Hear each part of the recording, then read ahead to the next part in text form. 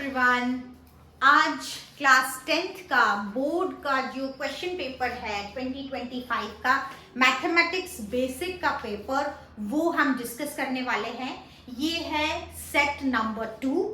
Board के जो questions होते हैं वो फिक्स्ड पैटर्न पे आते हैं, तो हम सेक्शन बी आज डिस्कस करने वाले हैं, जिसमें कि आपका 21 से 25 नंबर तक सेक्शन बी क्वेश्चंस रहते हैं। Very short answer type questions हैं और हर क्वेश्चन के लिए 2 मार्क्स अलॉटेड है। तो हम बोर्ड पर एक एक करके वो सारे क्वेश्चंस आज डिस्कस करने वाले हैं। Let's start. देखिए 21 नंबर जो क्वेश्चन है वो मैंने क्वेश्चन ऊपर बोर्ड पे लिखा है। सबसे पहले डायग्राम वाले जो क्वेश्चन होते हैं उसमें एक चीज ख्याल रखना है कि आपको डायग्राम हमेशा बनाना है और डायग्राम बना के उसका जो नेमिंग है TQP ये भी आपको करना पड़ेगा, ठीक है। उसके बाद आप क्वेश्चन स्टार्ट कीजिए। सबसे पहले ये समझिए कि दिया क्या हुआ है। TP एंड TQ दो टैंजेंट है। TP और TQ दो टैंजेंट है। आपको एक एंगल दिया हुआ है PTQ 50 डिग्री है इसका, और ये वाला जो है यानी OPQ आपको निकालना है। अब इसमें लगेंगे हमारे थ्योरम्स, जो हमने पहले जो थ्योरम्स पढ़ा था सर्कल चैप्टर में, वो सारे थ्योरम्स आपको इसमें लगाने पड़ेंगे। कैसे लगाएंगे? सबसे पहला जो थ्योरम जो आपके दिमाग में आना चाहिए वो ये है कि लेंथ, ये दोनों टैंजेंट है, ठीक है। अब एक ही एक्सटर्नल पॉइंट से जो है वो इनको बनाया गया है, तो हमें ये सिखाया गया है कि एक्सटर्नल पॉइंट से अगर 2 टैंजेंट जा रहे हैं उसी सर्कल के ऊपर, तो इन दोनों का लेंथ क्या होगा? इक्वल होगा। तो हम इसी चीज को हमने जो पढ़ा है बुक के टर्म्स में वो आपको लिखना पड़ेगा कि length of the tangents drawn from an external point are equal, ठीक है। तो वो चीज जरा हम लोग लिखना शुरू कर देते हैं कि इन ट्राइंगल, ट्राइंगल को लेके बात करेंगे। TPQ, ये Q है। TPQ अभी क्या हो रहा है? TP is equal to TQ. Why? The lengths of tangents drawn from an external point to the circle are equal। तो सबसे पहले हमने क्या कह दिया कि ये वाला चीज और ये वाला लेंथ ये दोनों आपस में इक्वल है। उसके बाद हम क्या करेंगे, ये जो एंगल है और ये जो एंगल है, अब इसी ट्रायंगल पे 2 साइड इक्वल हो गए तो आइसोसेलेस ट्रायंगल बन गया। आइसोसेलेस ट्रायंगल की क्या प्रॉपर्टी होती है कि दोनों साइड इक्वल है तो दोनों एंगल भी इक्वल होते हैं। तो वो चीज भी हम लिखेंगे कि एंगल, अब TP is equal to TQ बता दिया, अब बताएंगे TPQ इज इक्वल टू क्या? TQP। नाम लिखना जरूरी है, ऐसे ही नाम लिखना जरूरी है। देखो जब P एंगल की बात करेंगे तो उसके साथ वाले जो 2 डिजिट्स अल्फाबेट्स हैं इसको बीच में रखेंगे और उसके साथ वाले को साइड में रख देंगे, तो TPQ। अब यहां वाले एंगल की बात करेंगे तो Q को सेंटर में रखेंगे, बाकी 2 को साइड में रखेंगे, यानी TQP। अब रीजन भी हमेशा देना होता है। रीजन देने से हमारे मार्क्स जो हैं वो नहीं कटते हैं। तो यहां पे हमें लिखना पड़ेगा कि angle opposite equal sides are equal, ठीक है। जब भी आप कभी 2 इक्वल साइड के एंगल्स के बारे में बात करेंगे, उनके साथ वाले लगे हुए एंगल्स के बारे में बात करेंगे, तो वो दोनों इक्वल होंगे। अच्छा, अब जब ये हो जाता है तो ना हमें जो है वो एक चीज यहाँ पे देखनी पड़ेगी कि ये जो ट्रायंगल है इसका एक एंगल हमें पता है, दो एंगल इक्वल निकल गए, तो अब हम इस दोनों एंगल को निकाल सकते हैं। कैसे? In triangle TPQ bye angle sum property of triangle. Angle sum property of triangle क्या कहता है कि एंगल T प्लस TPQ, बार बार हम लोग वो 3 लेटर्स वाला नाम क्यों ले रहे हैं एंगल में? क्योंकि एंगल P के ऊपर 3 एंगल बन रहे हैं, एक ये और एक ये। तो इसीलिए ताकि हमें कंफ्यूजन ना हो, इसीलिए हमें इसको TPQ कहना पड़ेगा। सो TPQ प्लस ये वाला जो है TQP, ये भी हमने लिखा और फिर लिख दिया 180 डिग्री। अब ये दोनों तो इक्वल है, इसका मतलब, और इसकी वैल्यू है 50 डिग्री। एक की जगह पे दूसरा लिख सकते हैं हम लोग, ठीक है। तो यहाँ पे TPQ plus TPQ is equal to 180 degree लिखेंगे फ्रॉम अबव। ऊपर के जगह से हम लोग ये बता सकते हैं कि दोनों एंगल इक्वल है, और इसीलिए हमने Q की जगह पे P को रिप्लेस कर दिया। अब ये हो जाएगा twice of TPQ is equal to 180 degree minus 50, यानी 130 डिग्री आ गया, ठीक है। अभी अगर TPQ की वैल्यू निकालनी है तो 130 डिवाइडेड बाय 2 यानी कितना आ गया? 65 डिग्री। आपका एक एंगल यहां वाला वो 65 डिग्री है। अच्छा, अभी भी हम अपने जो गोल है, हमारा गोल है कि हमें ना ये निकालना है ये।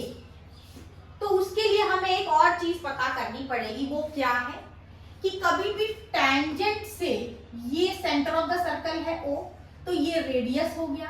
रेडियस और जो टैंजेंट होता है उसके बीच में जो एंगल बनता है वो 90 डिग्री होता है, ठीक है। कैसे लिखना है?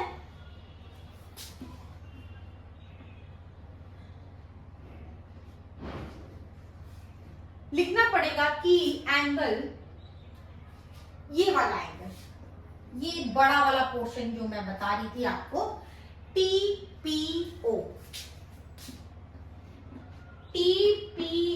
जो है वो 90 डिग्री है। इसका रीजन आपको लिखना पड़ेगा कि the tangent at any point of a circle, the tangent at any point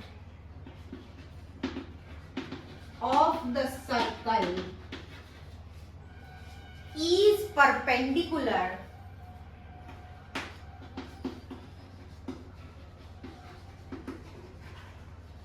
to the radius from the point of contact.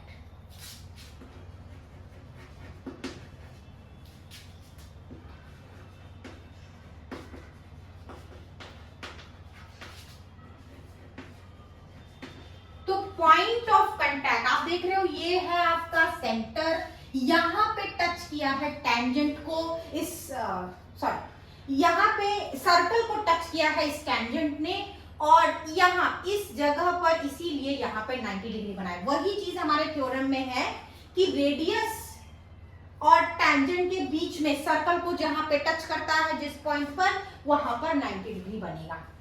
अब आपके पास दो इंफॉर्मेशन हो गई, क्या क्या? एक तो ये कि ये 65 डिग्री है, और दूसरा कि ये कंप्लीट एंगल 90 डिग्री है। तो उससे आप ये जो छोटा वाला एंगल है वो बड़े आराम से निकाल सकते हैं, ठीक है। मैं आपको ये वाला पोर्शन थोड़ा सा रफ कर देती हूं, और फिर वहां से जो है हम लोग, बस एक स्मॉल पार्ट रह गया है, उसको जो है हम लोग लिख लेंगे।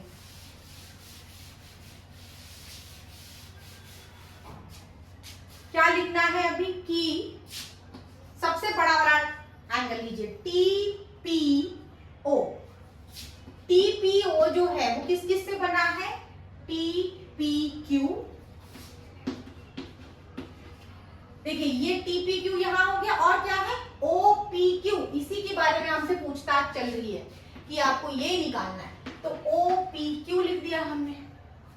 अब TPO का वैल्यू हमने अभी अभी निकाला है, 90 डिग्री होता है, तो यहां से आ गया आपका ये 90 डिग्री, और TPQ की वैल्यू अभी हमने थोड़ी देर पहले निकाली थी, क्या होता है 65 डिग्री, और OPQ आपको पता नहीं है, वही आपको निकालना था, तो OPQ आपने यही छोड़ दिया।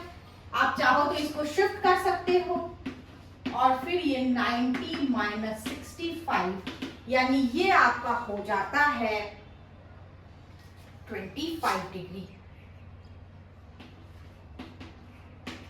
ठीक है, यानी हमने आंसर निकाल लिया, तो OPQ का वैल्यू आ गया है 25 डिग्री, और यहीं पर आपका ये क्वेश्चन खत्म हो जाएगा। अब इस क्वेश्चन को करने के शॉर्टकट्स भी होते हैं, शॉर्टकट्स में जाएंगे तो आपको जो है वो दिक्कत होगी, इसीलिए हमेशा कभी भी आप आंसर करें तो उसका एक एक रीजन जो है वो आपको जरूर बताना है, इससे कहीं भी एग्जामिनर के पास ऐसा कोई मौका नहीं मिलता कि वो आपके आंसर्स को जो है वो कहीं भी काट सके, कहीं भी कोई फॉल्ट निकाल सके। ठीक है, तो हमारा फर्स्ट क्वेश्चन जो है वो कंप्लीट हो गया। देखिए क्वेश्चन नंबर 22 जो है वो मैंने बोर्ड पे लिखा हुआ है, इसमें दो पार्ट्स है और करके दो क्वेश्चन दिए गए हैं, हम दोनों क्वेश्चन सॉल्व करेंगे। पहला जो ए वाला पार्ट है जो कि ऑप्शन ए नंबर वाला है, वो क्वेश्चन है कि if sin 3a is equal to 1 then find the value of cos 2a tan square 45, ऐसा आपको दिया गया है। तो आपको यहां से स्टार्ट करना है क्वेश्चन कि a का वैल्यू पता नहीं है, tan स्क्वायर 45 का वैल्यू पता हो सकता है, लेकिन a का वैल्यू जानने के लिए इस चीज को सॉल्व करना पड़ेगा। तो हम वो स्टार्ट करते हैं, sin 3a is equal to 1। अच्छा, सबसे पहले हमें ये याद करना पड़ेगा कि साइन के कौन से एंगल का वैल्यू 1 होता है। तो हमें ये तो पता है कि साइन से स्टार्ट होता है सारा, जो डिग्री वैल्यू जो भी हम लोग एंगल का स्टार्ट करते हैं, तो साइन 0 इज इक्वल टू 0 होता है, और साइन 90 जो है वो आपका जो है वो 1 होता है। तो यहां हमने लिख दिया साइन 90। ठीक है, अब दोनों तरफ देखो, जब आपके दोनों तरफ साइन है और एंगल का वैल्यू देखो, ये आपका थीटा है, तो 3a इज इक्वल टू 90 होना चाहिए, क्योंकि दोनों तरफ एक ही ट्रिगोनोमेट्रिक फंक्शन है, इसीलिए हम लोग क्या लिख सकते हैं, 3a इज इक्वल टू 90 लिख सकते हैं। ठीक है, अब a का वैल्यू यहां से निकल जाएगा, यानी a इज इक्वल टू आ गया 30 डिग्री। अब हमें a के साथ साथ हमें निकालना क्या है, cos 2a, यानी 2a का वैल्यू निकालना पड़ेगा। तो हमारे लिए जो है वो 2a का वैल्यू हो जाएगा 2 into 30 degree, that is 60 degree. ठीक है, तो 2a का वैल्यू 60 डिग्री आ गया। अब करना क्या है, cos 2a minus tan square 45 degree, ये सारे वैल्यूज आपको याद होने चाहिए, उसके बाद ही आप ये क्वेश्चन पेपर जो है वो सॉल्व कर पाओगे। अब cos 2a की जगह पे क्या लिखोगे, यहाँ आपने 2a का वैल्यू निकाला हुआ है, cos 60 degree minus tan square 45 degree. जरा मैं ब्रीफ में आप लोगों को थोड़ा सा याद करवा देना चाहती हूँ कि एक्चुअली में कैसे एंगल को याद करना होता है। यहाँ पे 0 डिग्री आ गया, 0 डिग्री, 30 डिग्री, 45 डिग्री, 60 डिग्री और 90 डिग्री। ठीक है, यहाँ पे आ गया साइन, यहाँ पे आ गया कॉस, यहाँ पे आ गया tan। आप ये तीन वैल्यू भी याद कर लीजिए, बहुत है। तो इसमें इसका वैल्यू होता है, साइन 0 डिग्री का वैल्यू होता है 0/4, यानी वो 0 ही आ गया। फिर धीरे धीरे करके ना आपको एक एक करके बढ़ाते जाना है, 0, उसके बाद 1, उसके बाद यहाँ पे आ जाएगा 2, फिर नीचे आ जाएगा 3, और सबसे नीचे आ जाएगा 4। तो ये आपका फिर स्क्वायर रूट आप कर दीजिए। 1 का स्क्वायर रूट होता है 1, 4 का स्क्वायर रूट 2 यानी हाफ। यहाँ पे कैंसिल हो जाएगा। तो चूंकि 2 का कोई एक्चुअल में स्क्वायर रूट नहीं होता तो आपको इस 2 को क्या लिखना है, √2 लिख देना है। उसके बाद ये 3 का भी कोई स्क्वायर रूट नहीं होता तो √3/2, क्योंकि 4 का स्क्वायर रूट होता है, 4 का स्क्वायर रूट होता है 2। √3 जो है वो हमने 3 का नहीं होता है, इसलिए डायरेक्ट हमने √3 लिख दिया। 4 आप कैंसिल करके यहाँ पे 1 लिख सकते हो। अब क्या होगा कि जब साइन का निकल गया ना, सपोज जिसको साइन का याद हो गया है वो सारे वैल्यूज को याद कर सकता है। क्यों याद कर सकता है? क्योंकि यही बेस है, इसी पे बेस करके आपको कॉस बनाना होता है। अब ये उल्टा लिख देना है। साइन 90 का वैल्यू 1 होता है तो कॉस 0 का वैल्यू 1 होता है, उल्टा लिखना है। साइन 60 का √3/2 तो इसका यहाँ 30 का होगा √3/2।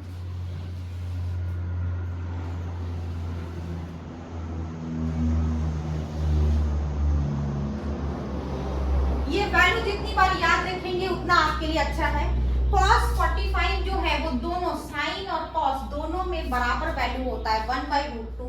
cos 60 हाफ होता है और cos 90 0 होता है। उसके बाद tan पे चले आते हैं। अभी यहाँ क्या होता है ना, डिवाइड करना होता है। tan का मतलब होता है sin बाई cos, यानी 0/1 क्या हो जाएगा, 0 यहाँ पर। और फिर यहाँ पे डिवाइड करेंगे तो 1/2, तो ऊपर नीचे √3, क्योंकि हमें डिवाइड में क्या होता है, हमको मल्टीप्लाई करना पड़ता है, तो ये रिवर्स हो गया, यानी tan 30 का वैल्यू 1/√3 हो जाएगा। अब देखो दोनों में सेम वैल्यू है, sin 45 cos 45 एक ही वैल्यू है, तो इसका यहाँ पे वैल्यू हो जाएगा 1। और यहाँ पे क्या आ जाएगा, कट के यहाँ पे √3 आ जाएगा और यहाँ पे अनडिफाइंड आ जाएगा, क्योंकि 1 डिवाइडेड बाय 0 जो है वो अभी तक पता नहीं है। इन्फिनिटी कुछ लोग कहते हैं, कुछ क्या कहते हैं, तो अपनी मर्जी से आपको यहाँ पे क्या लिखना है, अनडिफाइंड लिखना है।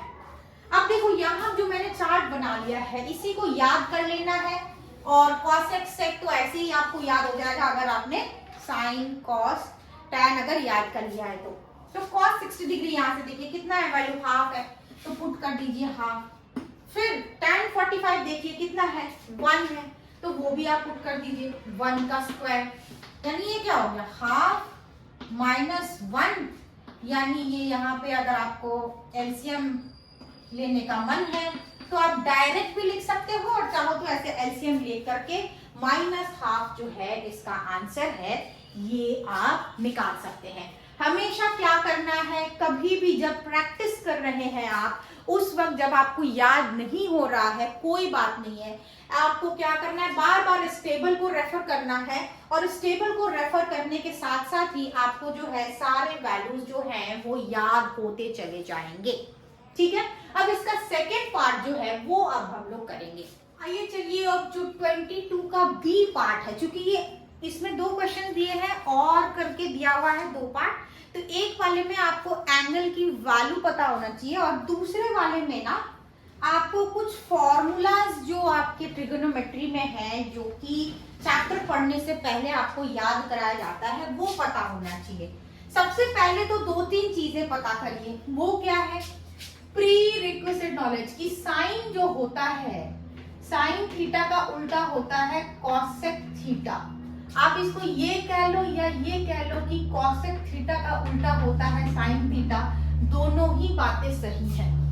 वैसे ही कॉस का उल्टा होता है सेक थीटा, ठीक है, और टैन का उल्टा होता है कॉट थीटा, ठीक है। यानी 6 टोटल ट्रिगोनोमेट्रिक रेशियोज होते हैं, और अब इसमें कुछ फॉर्मूलाज भी हैं। क्या है वो formula, sine square theta plus cos square theta is equal to 1।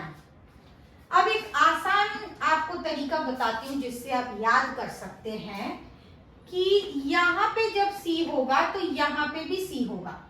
यहाँ पे छोटा वाला वर्ड लेटर्स, वर्ड जो भी बोल लो कि cos 3 लेटर्स का है, और कॉसेक जो होता है वो 5 लेटर्स का वर्ड है, तो 1 plus cot square theta is equal to cosec square theta, और 1 plus tan square theta is equal to sec square theta. तो मैंने क्या बताया, यहाँ पे तो 2 सी है, वर्ड आपके यहाँ पे 3 आते हैं, यहाँ पे वर्ड कह रही हूँ अल्फाबेट 3 आते हैं, यहाँ पे 5 अल्फाबेट है। उसके बाद यहाँ पे क्या करना है कि एस टी याद रखना है, ठीक है, टी एस एक साथ आगे पीछे ही आते हैं, तो आपको ये याद रखना है कि कॉट और टैन वाला ही जो पार्ट है वो लेफ्ट हैंड साइड में रहता है, राइट हैंड में कॉस और साइन का जो उल्टा है वो ही प्रेजेंट रहता है। आपको किसी तरीके से आपको ये फॉर्मूला याद रखना है, ताकि जब आप ये सब क्वेश्चन सॉल्व करेंगे तो आपके लिए आसानी होगी किसी भी आंसर या कंक्लूजन को निकालने में। अब देखिए इसमें है क्या, सेक ए। सेक ए क्या होता है, अभी अभी मैंने बताया कि सेक थीटा जो है वो कॉस का उल्टा है ना। तो हम इसको क्या लिख सकते हैं, दोबारा से पहले तो सबसे पहले लिखिए, क्वेश्चन को दोबारा से लिखिए कि सेक ए प्लस टैन ए इज, अच्छा 2 ब्रैकेट में नंबर है तो उसको लिख देना पड़ेगा, फिर 1 माइनस साइन ए, फिर के कॉस ए, ठीक है, कर लिया हमने। अब इस सेक ए का मैंने बताया कि 1 बाई कॉस ए होता है। टैन का जो है एक, ये तो कॉट के टर्म्स में बताया है, मैंने जब आपको एंगल निकालते हुए बताया था कि टैन को क्या लिख सकते हैं, साइन बाई कॉस लिख सकते हैं। तो ये हमारा एक ब्रैकेट के भीतर आ गया और ये हमारा वैसे ही चल रहा है, बाकी सबको एज इट इज आप लिख दीजिए। जब आपने लिख दिया तो क्या हो जाएगा, 1 plus sine A by cos A. अब ध्यान देने की बात है कि यहाँ पे क्या हो रहा है, मल्टीप्लिकेशन हो रहा है। अगर इसके नीचे को डिनोमिनेटर होता साथ में और यहाँ पे प्लस माइनस साइन होता, तो अभी जो मैं करने जा रही हूँ वो आप नहीं कर पाते। अभी क्या करने जा रही हूँ मैं, इन दोनों का मल्टीप्लिकेशन हो रहा है, तो जरा ध्यान से देखेंगे तो पता चलेगा कि ये है a प्लस बी और ये है a माइनस बी, यानी a plus B a minus B का फॉर्मूला क्या होता है, हमने बहुत छोटे में पढ़ा है कि ये क्या होता है, इसको बिकॉज करके आप लिख भी सकते हो, तब कोई भी फॉर्मूला लगाते हो तो उसको लिख दिया करो। तो ये क्या बन जाएगा आपका, अच्छा यहाँ पे मैं वो लिखना भूल गई थी, अब क्या बन जाएगा आपका, ये 1 square minus sine square A by cos A. मैं दोबारा बता रही हूँ, यहाँ पे मल्टीप्लिकेशन साइन है, जब मल्टीप्लिकेशन साइन होती है तभी आप इन दोनों को ऊपर ऊपर ऐसे मल्टीप्लाई कर सकते हो। यहाँ पे प्लस साइन होता या माइनस साइन होता फिर आप नहीं कर पाते, ठीक है। अभी ये 1 स्क्वायर साइन स्क्वायर हो गया और ये के कॉस ए आप नीचे उतार दीजिए। अब यहाँ पे मैंने आपको ये भी बताया है कि sine square theta plus cos square theta is equal to 1। इसी फॉर्मूला को अगर रीअरेंज करो, साइन को यहाँ भेज दो, तो ये क्या बनेगा, 1 minus sine square theta equal to cos square theta. यहीं पे साइन को मैंने इधर भेज दिया, इसका साइन माइनस में चला गया, तो ये कॉस स्क्वायर थीटा होगा। यानी इस चीज को मैं क्या लिख सकती हूँ, लिख देती हूं मैं यहाँ पर ब्रैकेट में लिख करके लिख सकती हो as sine square A plus cos square A is equal to 1, therefore 1 minus sine square A is equal to क्या, कॉस स्क्वायर ए, है ना। वही वैल्यू यहाँ पे मैंने डाल दिया है, डाल देंगे अभी, cos square A by cos A is equal to के कॉस ए, है ना। तो यहां मेरा क्या आ जाएगा, ऊपर में 2 कॉस है, स्क्वायर का मतलब 2 कॉस ए है, नीचे में सिर्फ एक कॉस ए है, एक ही कॉस ए है, इसको काट देंगे, स्क्वायर को काट देंगे तो एक कॉस एक बच जाएगा, यानी मेरा एक कॉस ए बच गया और के कॉस ए बच गया। अब यहाँ पे कॉस ए जो बचा है इसको अगर आप यहाँ शिफ्ट करते हैं डिवाइड वाले जगह पर, तो क्या है, हम यहाँ पे गलती करते हैं कि ये जब ना ऊपर ऊपर कैंसल हो जाता है तो ये 0 नहीं बचता, ये 1 बचता है। ऐसा बहुत लोग करेंगे कि साइड साइड में यहीं से काट देंगे अगर cos A को, तो k = 0 बिठा देंगे, जो कि एक कॉमन मिस्टेक हो सकती है। जब आप शुरुआत में प्रैक्टिस करोगे तो होगा आपसे ये। अभी फिलहाल cos A डिवाइड होने से 1 होता है, यानी k का वैल्यू आपके लिए क्या आ गया, 1 आ गया।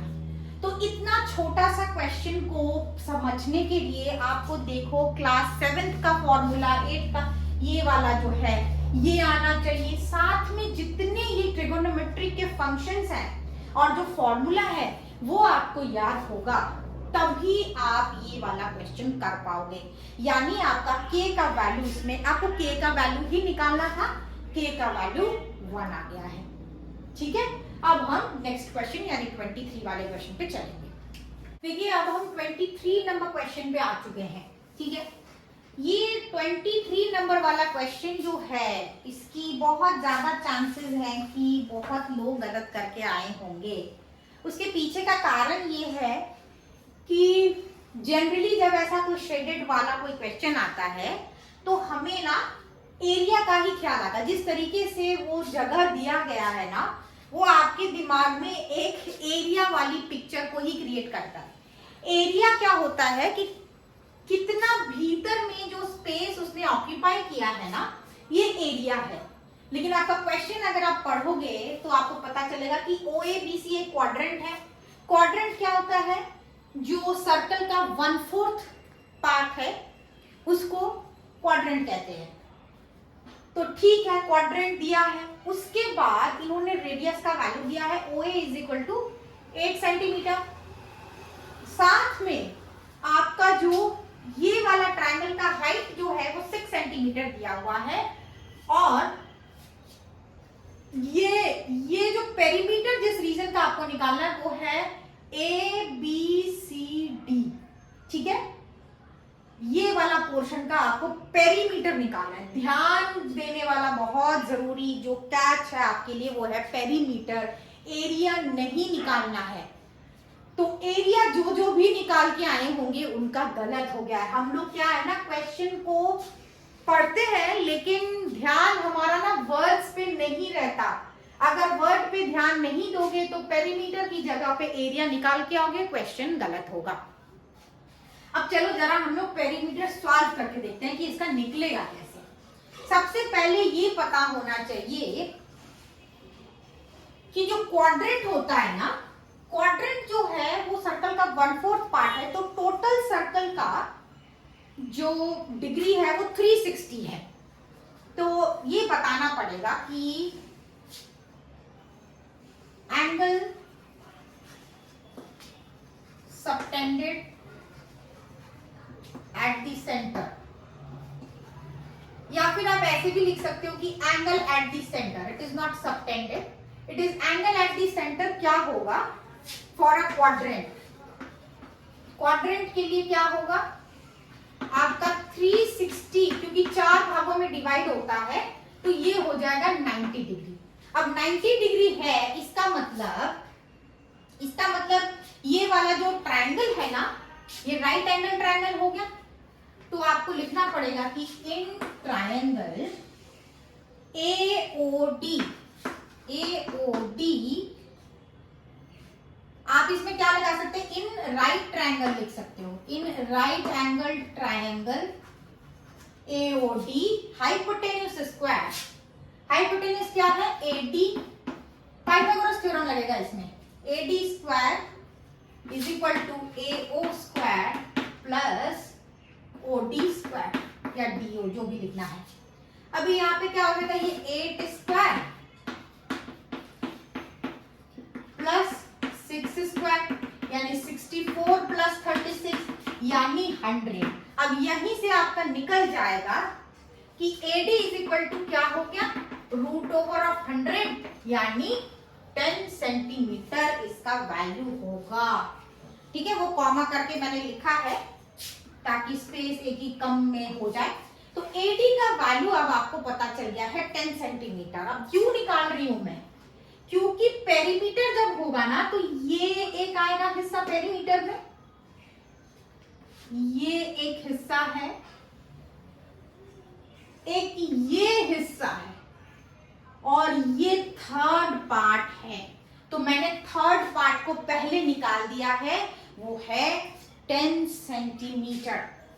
अभी मैं आपको, चलो वो जो सीडी वाला पार्ट है वो भी कर लेते हैं, वो आसान है ज्यादा। अभी सीडी का लेंथ कितना है? CD is equal to actually है क्या? सीडी इज इक्वल टू है ओसी माइनस डीसी या सॉरी डीओ, ठीक है। ओडी भी लिख सकते हो, जो भी मन करे आप ओडी लिख लो, ठीक है। अब क्यों? क्योंकि ओसी जो है ना, ओसी जो है वो रेडियस ऑफ द सर्कल है। आपको लिखना पड़ेगा कि ओसी is the radius of the circle, as OC is the radius of the circle, therefore OC का वैल्यू कितना है? 8 सेंटीमीटर। सेंटर से जो भी सरफेस को टच करता है वो रेडियस होता है, तो OC जो है आपका 8 सेंटीमीटर हो गया। 8 माइनस 6 कितना आ जाता है? यानी आपका ये आ जाएगा 2 सेंटीमीटर। यानी CD कितना आ गया? 2 सेंटीमीटर आ गया। अच्छा, ये क्वेश्चन दिया ही ऐसे क्यों गया है? ताकि सबका गलत ही हो, पेरीमीटर पे किसी का ध्यान नहीं जाएगा। यहाँ पे जब भी हम स्टूडेंट के तौर पे जब हम पढ़ाई करते हैं तो हमारा ना, जैसे क्वेश्चन सॉल्व करते हैं बुक में, तो हमारा ध्यान बुक की ही वर्ड्स को ढूंढने की कोशिश करता है, हम क्वेश्चन पे ध्यान नहीं दे पाते हैं। तो अभी CD निकल गया, AD निकल गया। अब बताती हूं मैं कि ABC कैसे निकलेगा। अब देखो, पेरीमीटर ऑफ अ सर्कल क्या होता है? Perimeter of a circle, perimeter नहीं होता है सर्कल का, सर्कल का एक्चुअली होता है सरकमफेरेंस, ठीक है। मतलब क्योंकि सर्कल के लिए दूसरा नाम इस्तेमाल होता है, तो आप सरकमफेरेंस ऑफ द सर्कल जो है, सरकमफेरेंस ऑफ सर्कल आपका होता है 2 पाई r। अच्छा ध्यान दो, ये है पेरीमीटर, अंदर का कुछ भी नहीं लिया है इसमें। ये जो पतली सी जो लाइन बनाई है मैंने, सिर्फ उसी का लेंथ सरकमफेरेंस कहलाता है, ठीक है। और अंदर वाली मटेरियल को जितना स्पेस ऑक्यूपाई किया है वो एरिया होता है। तो circumference of the circle 2 pi r होता है। तो क्वाड्रेंट का क्या होगा? यानी क्वाड्रेंट का ऐसे लिखते हैं कि for quadrant the circumference will be how much? इसको आपको 4 पार्ट्स में डिवाइड करना है, ठीक है। ये पूरे सर्कल का 2 पाई r है, तो ये आपका सेमी सर्कल हो गया और ये आपका 4 क्वाड्रेंट हो गया। यानी ये जो 2 पाई r है वो 4 पार्ट्स में डिवाइड हो जाएगा। आप क्या करोगे? कैंसल करोगे, कितना वैल्यू आएगा? पाई r बाई 2। अच्छा, अभी यहाँ पे अगर हम लोग 22/7 लेते हैं पाई का वैल्यू, तो वो हमारे लिए थोड़ा सा ज्यादा कैलकुलेशन हो जाएगा। इसीलिए आप यहाँ पे पाई का वैल्यू 3.14 ले लो और r लेना है 8। वो तो पता ही है हमें, r कितना है? 80 है। अभी इसको निकाल के जरा कर लो, कितना आएगा? 4 इंटू 3.14 यानी 12.56 इसका वैल्यू आएगा सेंटीमीटर। 12.56 इसका वैल्यू आएगा। अभी खत्म नहीं हुआ, अभी आपने तीनों पार्ट्स निकाले, ABC, AD, CD, तीनों निकल गया है आपका। अब आपका पेरीमीटर निकल जाएगा। कैसे निकलेगा पेरीमीटर? आप जो है इन सभी को ऐड करके निकाल लोगे, ठीक है। मैं ये थोड़ा सा पोर्शन आपको रब कर देती हूं। अभी इसका perimeter of the shaded region, ठीक है। बड़े ध्यान से ये चीज करना होगा, वरना हम अब इस चीज को हमेशा आप गांठ बांध लो कि क्वेश्चन अच्छे से पढ़ना है, मैंने भी काफी बार ये मिस्टेक की है जब मैं स्टूडेंट थी कि बिना क्वेश्चन को पढ़े ही आंसर कर देते थे, जिसका परिणाम भुगतना पड़ता है। तो perimeter of the shaded region क्या है कि पेरीमीटर ऑफ एबीसी पोर्शन, ठीक है, एबीसी पोर्शन का, उसके बाद लेंथ ऑफ एडी, उसके बाद length of CD, in 3 portion को मिला करके आपका ये पेरीमीटर बना है। अब सारे वैल्यूज लिख दो। एबीसी का कितना निकला है 12.56 सेंटीमीटर। अच्छा, इसको पीछे लिखते हैं ताकि सबके साथ सेंटीमीटर ना लिखना पड़े। लेंथ ऑफ एडी कितना है 10 और लेंथ ऑफ सीडी कितना है, अभी हमने निकाला था कि सीडी का जो लेंथ है वो 2 सेंटीमीटर है, अभी ये 2 हो गया। अभी देखो डायरेक्ट प्लस करके लिख लो, 10 + 2 12 होता है, 12 + 12 24, 24.56 सेंटीमीटर, ठीक है। अब ऐसा क्यों किया, डायरेक्टली मैंने इसलिए कर दिया क्योंकि यहाँ पे पीछे पॉइंट का सिर्फ एक ही जगह पे पॉइंट है, इसलिए आसानी से हो गया। अगर दोनों के पास यहाँ पे और यहाँ पे पॉइंट होता तो आप नहीं कर पाते, ठीक है। इसलिए यहाँ पे 24.56 हमने आराम से कर दिया। ये गारंटी मुझे फील होता है कि इस वाले क्वेश्चन में बहुत लोगों का रॉन्ग हुआ होगा। तो इस क्वेश्चन से हमें यही सबक मिलती है कि क्वेश्चन बहुत ध्यान से पढ़ना है, ठीक है। सो 23 नंबर क्वेश्चन हो चुका है हमारा। 24 जो है वो ग्राफ का क्वेश्चन है, वो भी हम लोग अभी करेंगे। ये 24 नंबर वाला क्वेश्चन हमें देख के ही पता चल रहा है, लिखा है इक्वेशन को सॉल्व करना है, ठीक है, और फिर ग्राफ बनाना है आपको। तो यहाँ आपके लिए थोड़ी आसानी है, क्या ये कि ये y = जो 3 है, इसमें तो कोई पॉइंट ही निकालना नहीं है आपको। ये बस एक लाइन होगी जो कि आपका, अभी मैं बनाऊंगी बोर्ड पे, हमारा ग्राफ पेपर तो नहीं है बट हम फिर भी प्रैक्टिस के हिसाब से जो है वो इसको करेंगे। तो वो एक ही इक्वेशन को सॉल्व करना है, दूसरे को आपको सॉल्व भी नहीं करना। तो देखो यहाँ एक अच्छी चीज हो गई, कम पॉइंट निकालने पड़े आपको। x + 2y = कितना आ गया 10। अब हमें हमेशा ना काम हमेशा ऐसा करो जो काम चोरों का हो रॉन्ग, ठीक है, पर कोशिश करनी है ना मैथमेटिक्स में कम से कम कैलकुलेशन हो सके, ठीक है। काम चोर का मतलब ये है कि कम कैलकुलेशन करना। स्मार्ट वर्क उसी को कहते हैं जहां पे आप थोड़ा कम मेहनत करके अगर कोई रिजल्ट ला सक रहे हैं तो वो ज्यादा अच्छी चीज है। अब यहाँ पे कम मेहनत वाला क्या हो सकता है, देखो 2 को अगर आप इधर साइड रखोगे, x भेजोगे, तो जब आप वैल्यू निकालोगे तो बार बार आपको 2 से डिवाइड करना पड़ेगा। इसीलिए आप y को ही भेज दो, x को भेजने के बजाय आप y को भेज दो, जिससे कि आपका सॉल्यूशन बनाना आसान हो जाए। अब x = 10 - 2y हो गया। अब क्या करना है, आपको बारी बारी से y का वैल्यू सपोज करना है और x का वैल्यू निकलता चला जाएगा, ठीक है। तो एक नंबर में देखो क्या हो रहा है, लेट y = 2। अभी 2 ले लिया तो x = 10 - 2 × 2 यानी 10 - 4 6, यानी y जब 2 है तो x कितना आ गया 6 आ गया। अभी y = 4 ले लो तो x = क्या आएगा 10 - 2 × 4, 10 - अच्छा ठीक से, हाँ 6 नहीं 8 होगा यहाँ पर, क्योंकि 2 × 4 क्या होता है 8 होता है। तो ये आएगा 2, ठीक है। 4 लिया है y = तो 10 - 8 2 आ गया। अब नेक्स्ट पॉइंट चलो माइनस में देखते हैं कि माइनस में, अच्छा माइनस में लोगे तो प्लस हो जाएगा ये, तो ये ज्यादा बड़ा हो जाएगा, ठीक है। 0 लेके देखते हैं, 0 लेने से भी बड़ा आंसर आ जाएगा। चलो 3 ले लेते हैं, ठीक है। Let y is equal to 3। कोशिश करना है वैसे कि एक माइनस का भी वैल्यू होना चाहिए।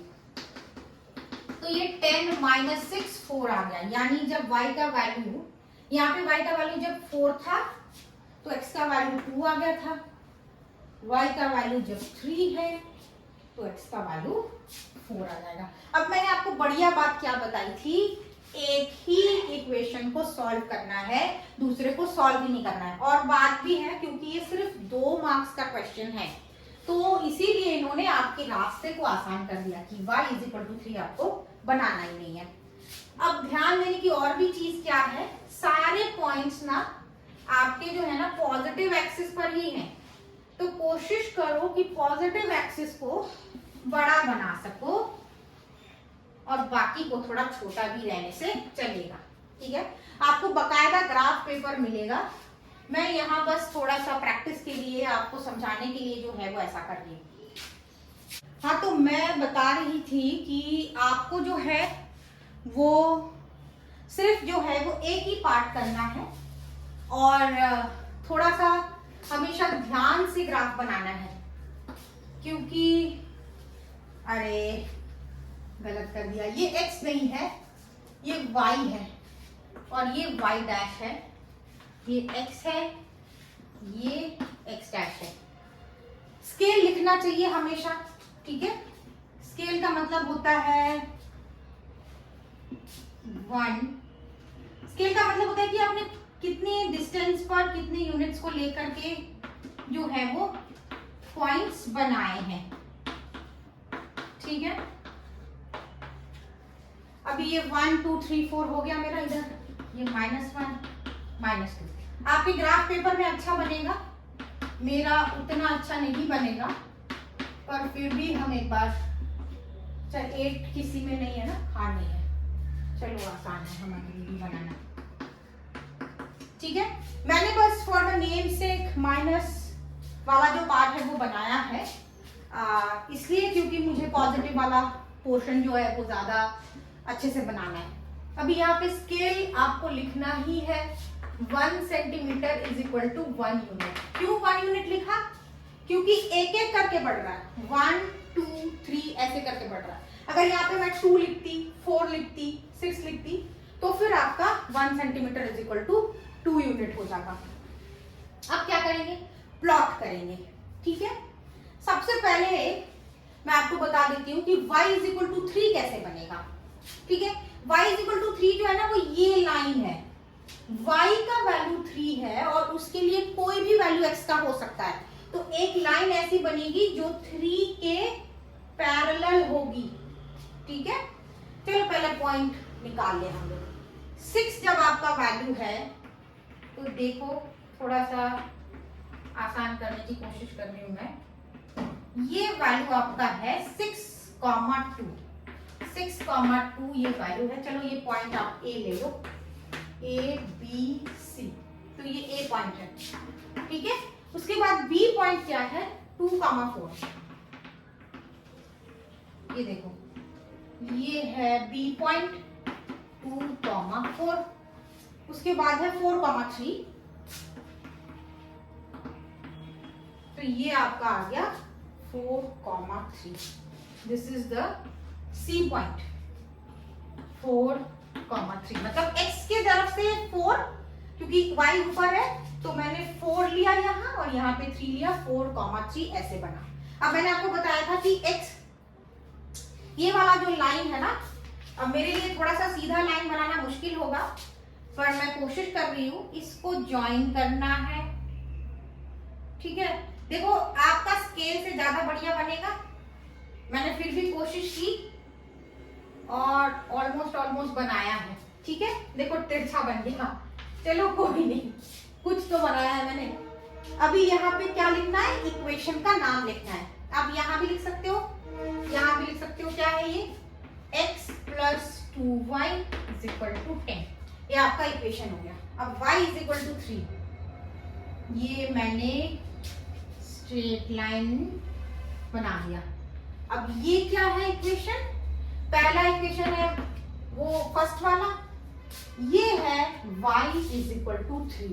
वैसे इसका सिर्फ ग्राफ ही बनाना था तो आप इतना करके आ गए हो तो आपका डेफिनेटली ये इंटरसेक्शन पॉइंट आपने दिखा दिया, चारों क्वाड्रेंट दिखा दिए, स्केल लिखा, नेमिंग किया, पॉइंट निकाला, बस एनफ है। इससे ज्यादा कुछ नहीं करना है, क्योंकि आपको और कोई पॉइंट निकालने की बात यहाँ पे नहीं की है। तो इतना करने से आपका हो जाएगा।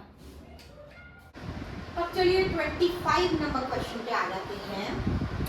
ये आपका जो एप्लीकेशंस ऑफ ट्रिगोनोमेट्री है वहां से ये क्वेश्चन दिया गया है। ठीक है, क्वेश्चन में लिखा क्या क्या है देखिए, मैंने बोर्ड पर भी लिख दिया है।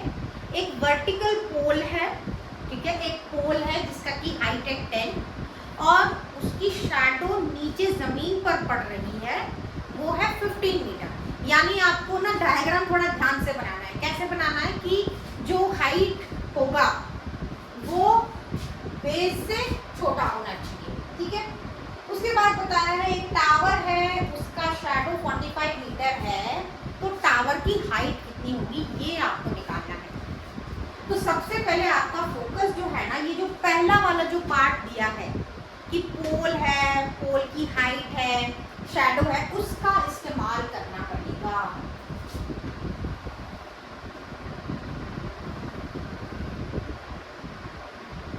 अब थोड़ा सा मैंने बड़ा दिखाने की कोशिश की है, ज्यादा बड़ा हो गया था, चलो कोई, इसको रब कर दिया मैंने।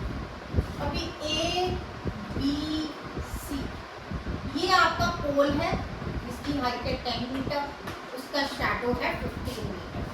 तो थोड़ा सा ना भाषा लिखना पड़ता है। भाषा क्या लिखना पड़ता है कि अब यहाँ पे वो वाला भी डायग्राम बना ही दो। ठीक है, इसको दो पार्ट में डिवाइड कर लो। ये डायग्राम भी बना ही लेते हैं हम लोग कि नीचे जो है वो 45 होगा, तो थोड़ा सा बड़ा बना लेते हैं। अब उनको ऑब्वियसली पता है कि हम लोग 45 जो है वो नहीं बना सकते, तो अपने हिसाब से आप एक लंबा सा बना दो। ठीक, अब ये क्या हो गया, पी क्यू आर, ये हो गया 45 सेंटीमीटर, है ना, वो 45 मीटर है, सेंटीमीटर नहीं है, ध्यान देना। अच्छा, अब देखो, अब ना एक ही टाइम की बात हो रही है, सेम टाइम। जब सेम टाइम होगा, यानी सन का सपोज कर लो कि 12 बज रहे हैं, तो 12 जब बजेंगे तो जो शैडो होगा वो ऑलमोस्ट सभी का एक ही रेशियो में जो है वो बड़ा हो जाएगा। ठीक है, जिसकी जैसी हाइट है उसका उसी हिसाब से शैडो बड़ा होगा, तो इसीलिए एंगल ऑफ इंक्लिनेशन इस टाइम पर सेम रहेगा। चलो पहले इसकी बात कर लेते हैं कि late AB be the height of the pole, height of the pole, and BC is the shadow casted on the ground। ठीक है, वो ग्राउंड पे जो शैडो बन रहा है वो है, लेकिन ये एक्चुअली है 90 डिग्री। ठीक है, क्योंकि टावर जो है वो सीधा खड़ा रहता है, तो आपको ये बताना पड़ेगा कि ABC is a right angle triangle, right angled triangle है। उसके पीछे का कारण ये है कि वर्टिकली ही कोई चीज जो है वो खड़ी रहती है, सीधी खड़ी है। तो यहाँ से जब आप tan थीटा का फॉर्मूला हटाइए, ये देखो, ये सपोज आपका थीटा है, तो tan थीटा मतलब होता है height by base, perpendicular by base. तो आप लिख सकते हो कि tan theta is equal to AB by BC, perpendicular by base, यानी 10 बाय 15, यानी 2 बाय 3, यानी आपका tan थीटा कितना आ गया, 2 बाय 3 आ गया। ठीक है, इसको सॉल्व करने की जरूरत नहीं है, यहीं तक छोड़ दो। अब आप एक रीजन दे सकते हो, मैंने आपको बता दिया है कि टाइम जब सेम है, अभी सन जब 12 जब बजते हैं तो सभी का शैडो एक ही जैसा दिखता है। जैसे सपोज करो सन माथे पर है, तो किसी का शैडो अगर नीचे बन रहा है तो मेरा आपका हर किसी का नीचे ही बनेगा, सबका सबकी हाइट के हिसाब से बनेगा। अब इसकी हाइट ज्यादा है इस टावर की डेफिनेटली, तो शैडो इसका बड़ा आया है, तो वो लिखना पड़ेगा as the time is same, therefore shadow नहीं लिखो कि या एंगल ऑफ इंक्लिनेशन या डिफ्रेक्शन, एंगल ऑफ इंक्लिनेशन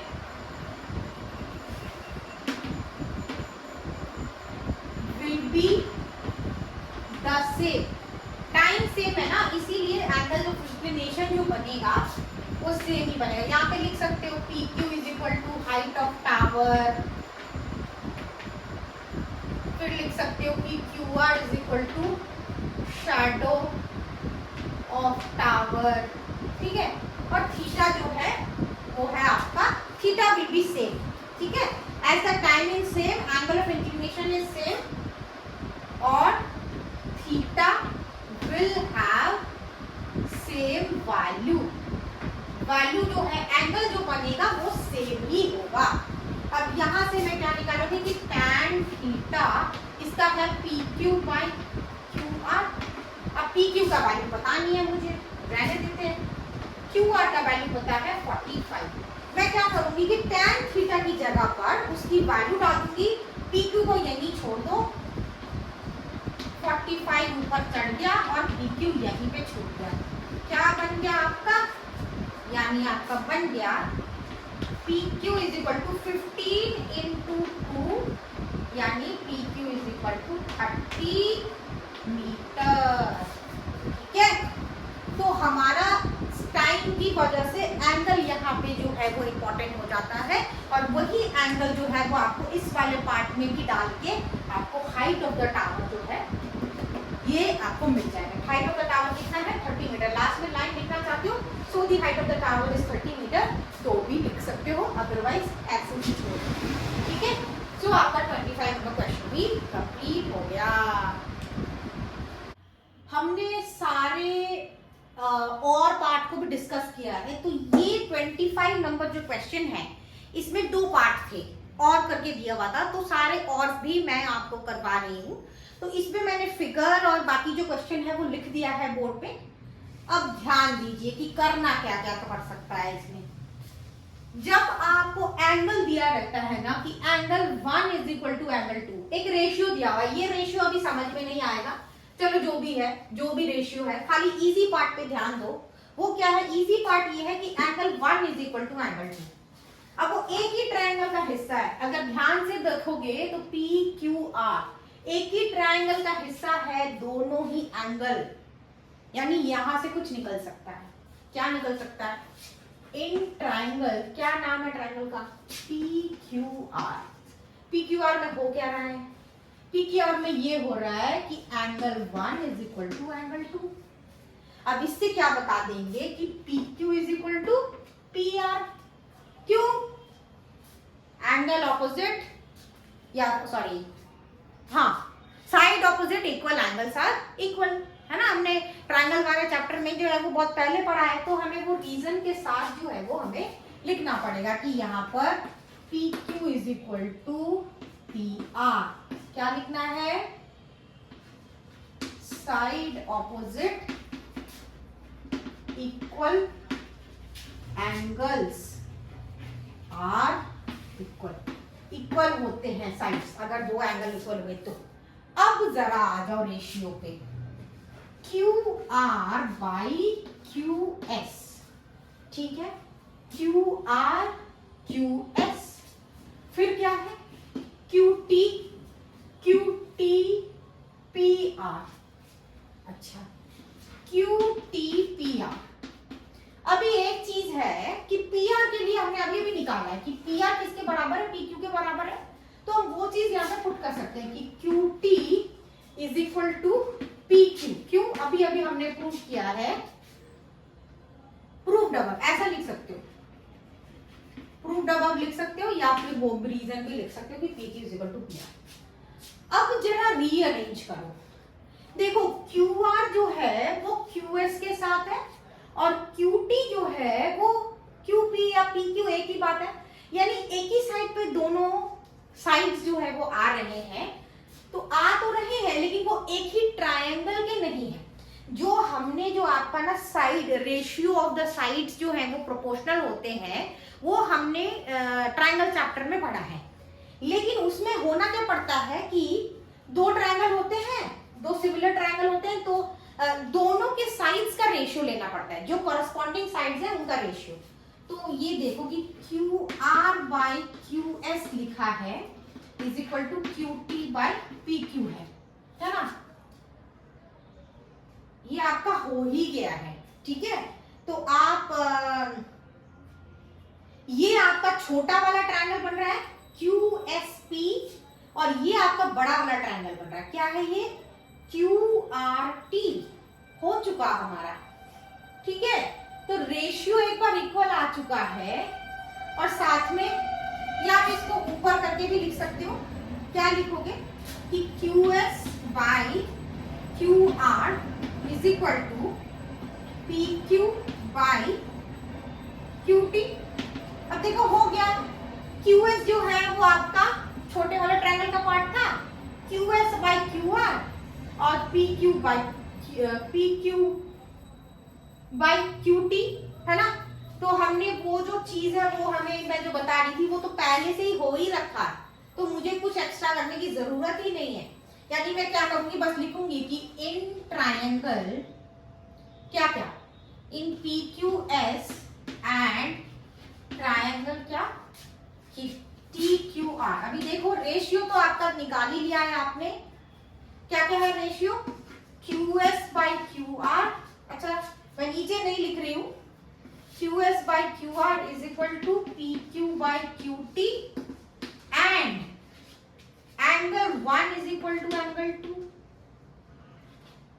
है ना। Angle 1 is equal to angle 2, इसे नाम लिखने का झमेला ही खत्म हो गया। अब क्या करना है, बिना दिमाग लगाए, आपको बिना दिमाग लगाए क्या करना है, ये जो क्वेश्चन वाला पार्ट है इसी को छाप दो। ठीक है, कैसे छाप दो, ताकि ना आपको ना नाम क्यों मैं बोल रही हूं ऐसा, देखो इसमें एक साइड का रेशियो आ गया, एक एंगल आ गया, यानी triangle P Q S is similar to triangle T Q R by, वैसे हमें प्रूफ क्या करना था, अच्छा यही प्रूफ करना था कि ये सिमिलर ट्रायंगल है, बाई एस से एस सिमिलैरिटी क्राइटेरिया। अब मैं समझाती हूँ कि ये मैंने क्यों बोला कि बिना देखे करना है, क्योंकि आपको ना जब आप खुद से नाम लिखने जाओगे तो गलत हो जाएगा। कैसे गलत हो जाएगा, एंगल 1 देखो, एंगल 1 क्या है, आर की जगह पर जो है वो आपका क्यू होना चाहिए।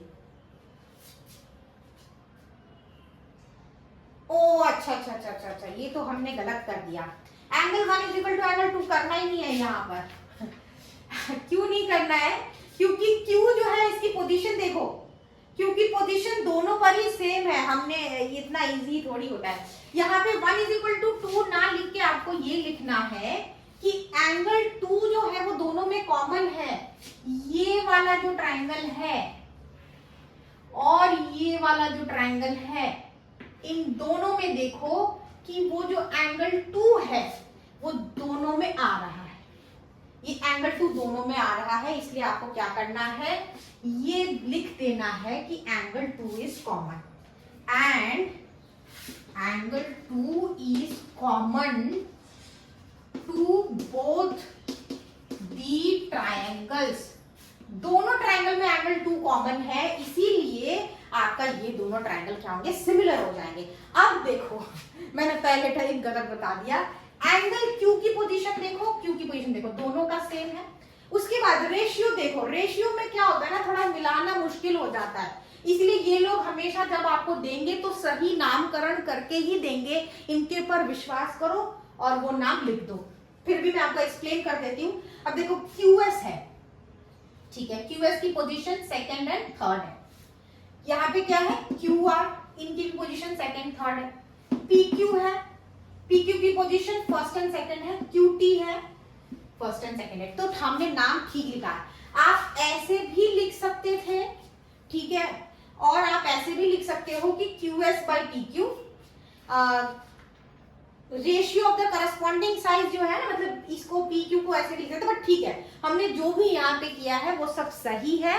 और मैंने जो आपको ये हिंट, एक क्लू दे दिया, एक ट्रिक पॉइंट कि आपको कभी भी जब आपको नहीं आ रहा है कि कैसे नाम लिखना होता है, तो आप डायरेक्ट जो क्वेश्चन में लिखा है वो वाला नाम लिख दीजिए, क्योंकि वो हमेशा करेक्ट नाम ही लिख के दे दे। ठीक है, तो इसी के साथ हमारा जो सेक्शन बी पार्ट है वो कंप्लीट हो गया है।